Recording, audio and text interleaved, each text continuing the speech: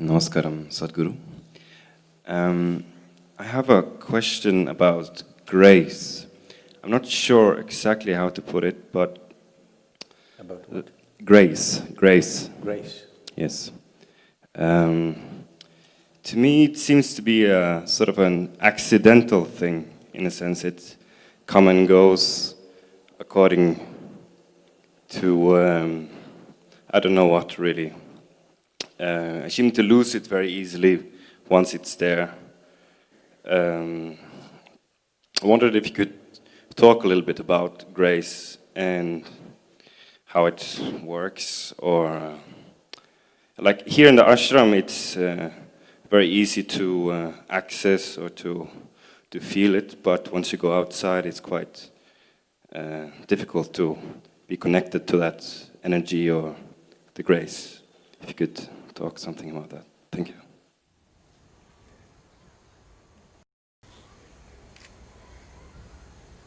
You're asking me to talk about the fragrance of this flower. How to do that? Only if you have a sensitive nose. Fantastic. Otherwise, somebody has got their nose stuffy today. Means nothing. So,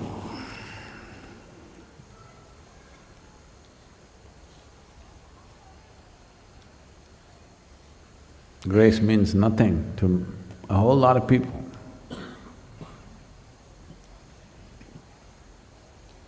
They don't even… It's not that you have to think about it or you have to talk about it. It is just that if you're too full of yourself, only if you're too full of yourself, you can be unconscious of grace.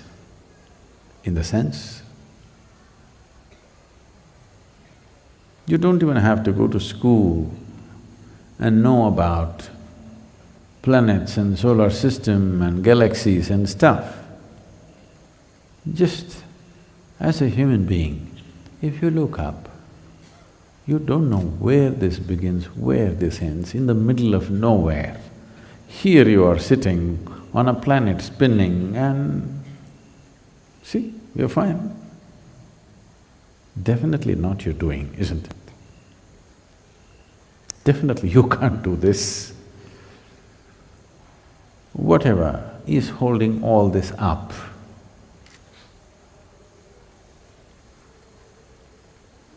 one title for it, grace.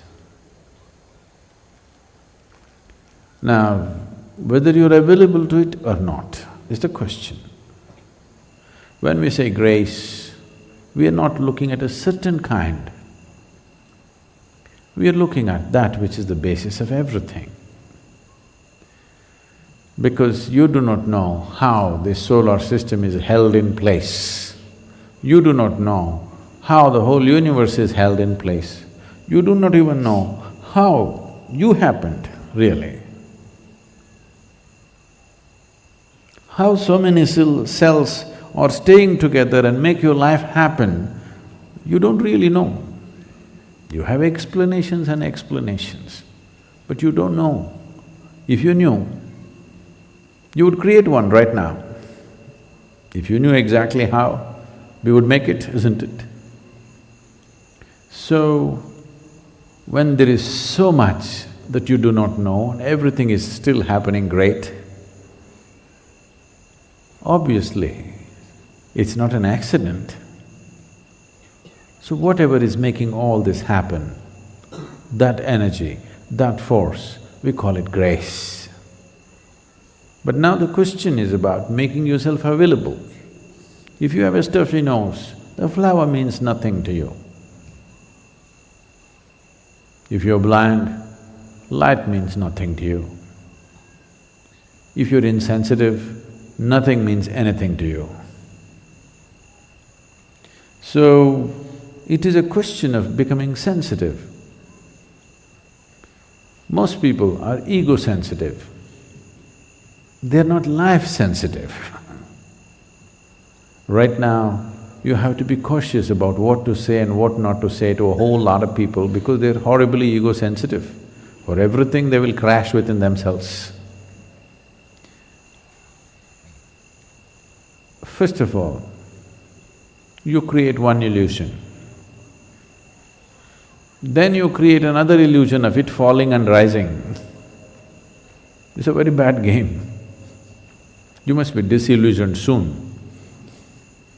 If you're truly disillusioned, absolutely,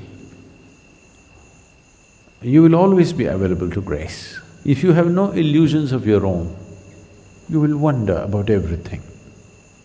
How can you not wonder?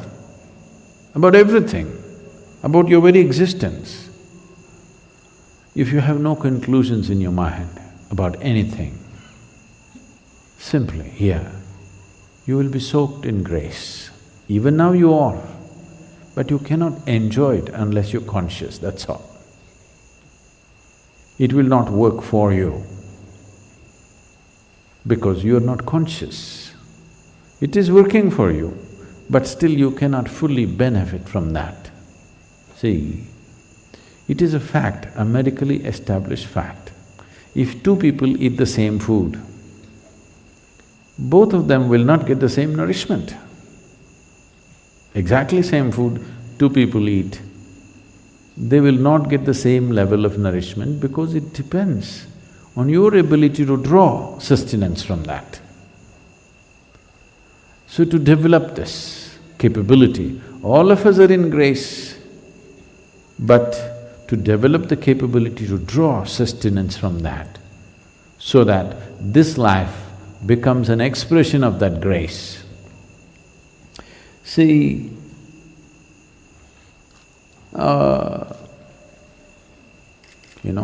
if you have smelled this flower, this is typical to southern India.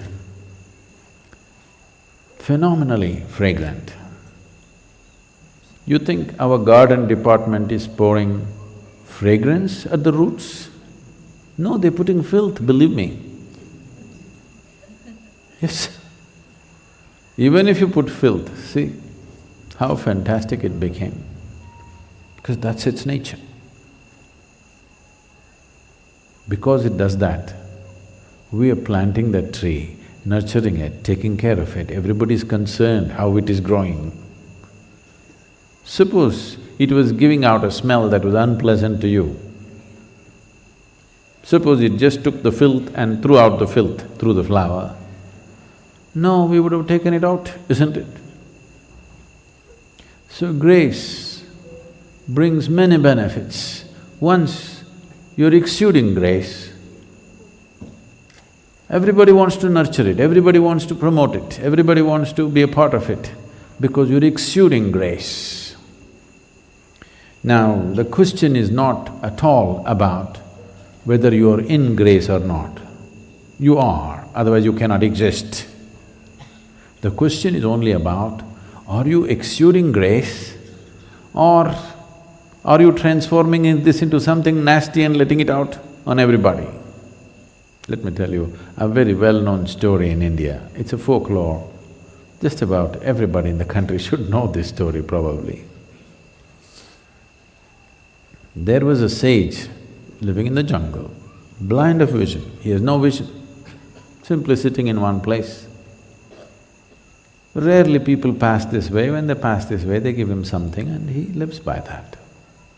No vision. One day it so happened, the king and his retinue of soldiers and ministers, whatever, they all went out hunting. In the hunt, in chasing a deer, a spotted deer, they lost their way and the king got lost, separated from the group, because the king has the fastest horse. The best one he rides. So, he went away ahead of them and got lost. They were all searching, they all got lost. And then the soldier came and asked the sage, "Did you see the king?" He said, "No." Then a commander came and asked, "Did you see?" He said, no. Then the minister came and asked, did you see? No. Then the king himself came there.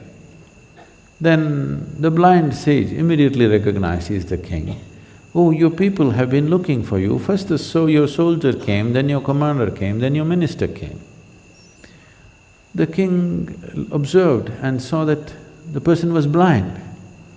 And then he asked, oh divine being, how do you know that first it was the soldier, then the commander, then the minister? The sage said, well, the first one who came said, hey, blind one, did you see our king coming here? Did anybody come this way? So I knew he must be your soldier. The second one spoke with authority but without respect. I knew he must be one of your officers. The third one, the minister came, he spoke with great respect. So I thought he must be your minister. Now you came, now you touch my feet and refer to me as the divine one, you must be the king. Whether you eat food or breathe or drink water, anything, it is grace. Otherwise, how? 2 parts of hydrogen and 1 part of oxygen becomes life-making water. This is grace. Okay, you can give it an explanation, but you don't know why this should happen, isn't it? All that is happening is grace. Now you drink this, or you eat this, or you breathe this. Will you also exude grace because you consumed grace? You must also conceive grace and exude grace, isn't it? But unfortunately, people take in fantastic things into themselves, turn it into nasty nonsense and lets it out. But look at the tree, you give it filth, it gives out fragrance. It's time. If you learn the way of the tree, if you learn the way of the rock, you will exude grace. So the question is not whether you are in grace or not. Definitely every creature is in grace. Are you capable of exuding the grace that you consume? That's the question.